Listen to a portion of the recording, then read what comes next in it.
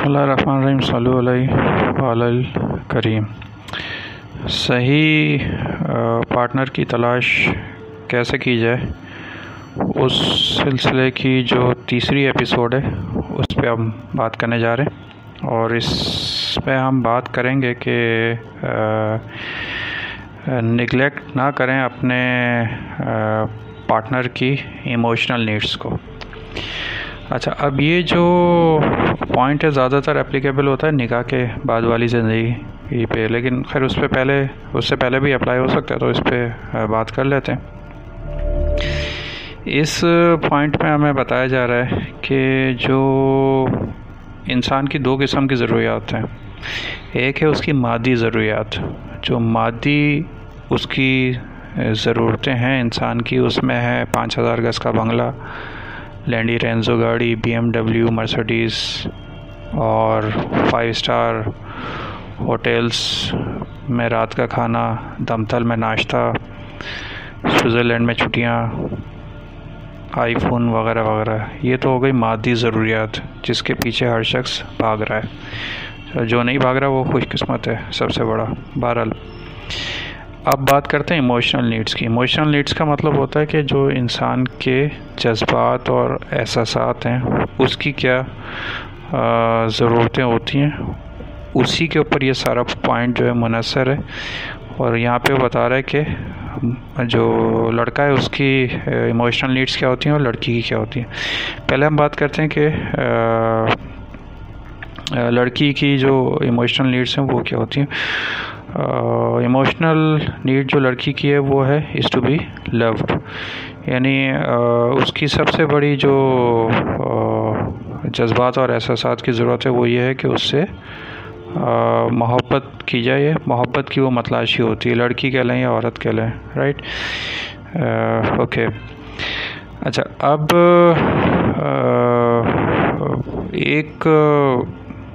किस तरह आप एहसास दिलाएंगे अपनी बीवी को कि जी शी फील्स लव्ड, मतलब उसे ये एहसास होगा जी उससे मोहब्बत की जा रही है। तो ये 3 A's के ऊपर ये फार्मूला चलता है।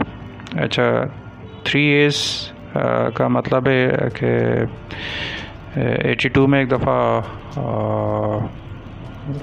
मैं टार्ज़न की कहानी पढ़ रहा था, तो जंग अखबार में वो अचानक से एक आर्टिकल सामने आ गया, उसमें भी AAA लिखा हुआ था, यानी वो कि इस्लामाबाद पे हुकूमत करनी है तो AAA का साथ लाजमी है। और AAA उस वक्त कहते थे अल्लाह, अमेरिका और आर्मी। अब खैर ये वो वाला AAA नहीं है, ये है कि मोहब्बत वाला AAA।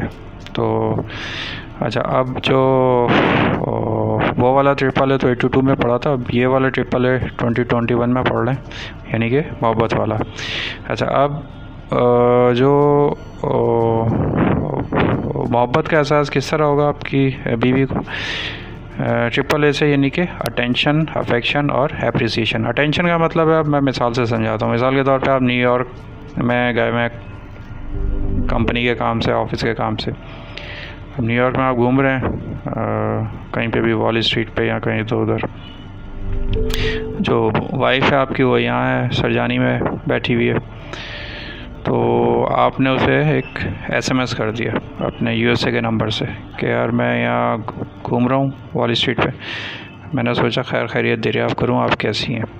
तो बेचारी खुश हो जाएगी कि इतनी दूर पता नहीं कितनी मेहनत कर रहा है वॉल स्ट्रीट पे, लेकिन फिर भी मेरा ख्याल है SMS करके पूछ रहा है। ये हो गया अटेंशन, यानी SMS करना। फिर है अफेक्शन। अफेक्शन का मतलब ये है कि जो आपका जज्बाती लगाव है, आप आ रहे हैं वापस न्यूयॉर्क से, तो एक कोट लेके आप आ गए, उनके भेड़ के बालों का या प्योर वूल का जो होता है कोट, आपने अपनी बीवी को दिया, कहा कि मैं आ रहा था न्यूयॉर्क से तो ये तुम्हारे लिए लेके आया हूँ। वो बेचारी बहुत खुश हुई कि यार कितना अफेक्शन है मेरे शौहर को। तो अफेक्शन ये चीज़ होती है, नहीं आपने अपनी मोहब्बत का इज़हार किया। अब उसे मत बताइएगा कि ये तो न्यूयॉर्क में क्रिसमस सेल लगी हुई थी तो असल इसकी कीमत है $500, ये मिल गया था वो $50 में। ये मत बताइएगा उसे, बाकी कोड दे दें उसे। अच्छा, फिर तीसरा जो ए है वो है एप्रिसिएशन। अब अटेंशन भी हो गया, अफेक्शन भी हो गया। अब आप आ गए, बीवी ने बनाया हुआ आपका कोई दम वाला कीमा बनाया हुआ है मिसाल के तौर पे, कोयले का। आपने खाई 2 रोटियां और आपने बहुत तारीफ़ की कि भाई वाह क्या कीमा बनाया, भले से उसमें नमक ज़्यादा हो थोड़ा, लेकिन आपने कुछ कहा नहीं और तारीफ़ की, तो ये क्या हो गया, एप्रिसिएशन। तो आपकी बीवी को किस तरह पता चलेगा कि उससे मोहब्बत की जा रही है? वो है अटेंशन, अफेक्शन और एप्रिसिएशन, राइट। अच्छा, अब बात करते हैं मैन की, कि लड़कों की जो जज्बात और एहसासात की ज़रूरत है वो क्या होती हैं। मैं फिर रिपीट कर दूं, हम मादी अशिया की यहाँ पे बात नहीं कर रहे, हम इंसान के जज्बात और एहसासात की बात कर रहे हैं। तो जो लड़के के जज्बात और एहसासात, उसकी जो ज़रूरत है वो होती है कि is to be respected and appreciated, यानी उसकी एक तो इज़्ज़त की जाए और दूसरा उसे सराहा जाए। ये खैर हर शख्स की होती है, कोई अनोखी चीज़ नहीं है। अच्छा, अब मर्द को कैसे, लड़के को कैसे बताया जाए कि भाई उससे मोहब्बत की जा रही है?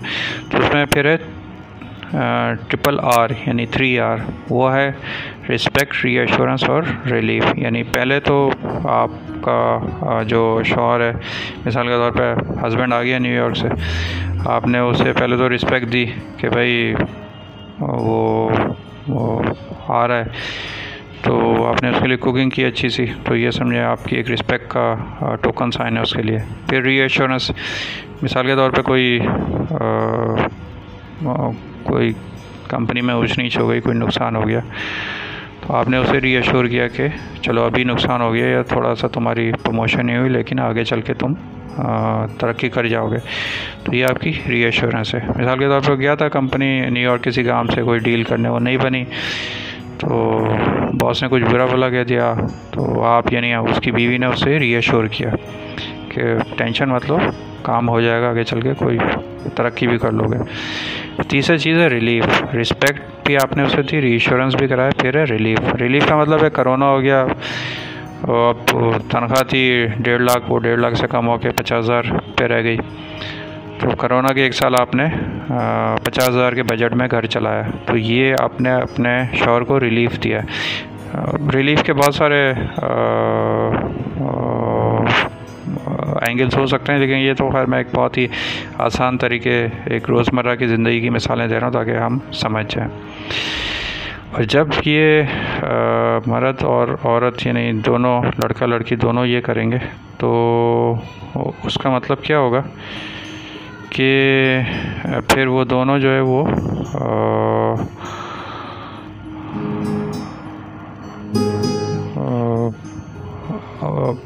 अपनी, जब उनकी जज्बाती ज़रूरियात पूरी होंगी इस तरीके से, तो उनका रिलेशनशिप जो है, जो उनका ताल्लुक़ है, शादी का, निकाह का बंधन, वो थ्राइव करेगा।